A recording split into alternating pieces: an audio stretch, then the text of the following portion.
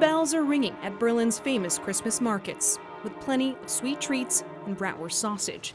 But the mood this year, a little less merry. You can't compare it. Last year there were a lot more of people in the street. Well, it's kind of like rather empty. Ziemlich hart, das ist ein sehr trauriges Bild. This vendor says it's sad to see, but they're making the most on their final day.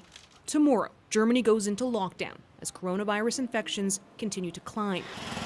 A similar lockdown started today in the Netherlands, with all non-essential businesses closing for 5 weeks. A large part of southern England, including London, moves into the highest level of restrictions tomorrow. And while retail shops won't be closing, pubs and restaurants will, except for takeout. You see space between each group. We all have our masks on, guys. Also closing, theaters. Today, fans lined up to take in one of the final pantomime shows, a Christmas tradition. We got lucky today because we got the last show, so... We booked it about 3 months ago.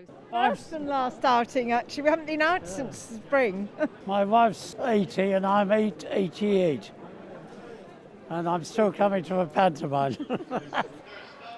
And while restrictions are tightening because of rising infections, the UK is relaxing the rules for the 5 days around Christmas, allowing 3 households to form a bubble, a move some call confusing and potentially dangerous. What would be really, really heartbreaking, knowing the vaccines now being rolled out, is if you inadvertently pass the virus on to an older relation. Our health system is not going to manage if we allow the current trend to continue out on top of the super spread event that will be these 5 days of Christmas. The British Medical Journal also warned that household mixing at Christmas could cost many lives. It wants the government to reconsider. So far, though, it hasn't announced plans to change course. Farah Morali, CBC News, London.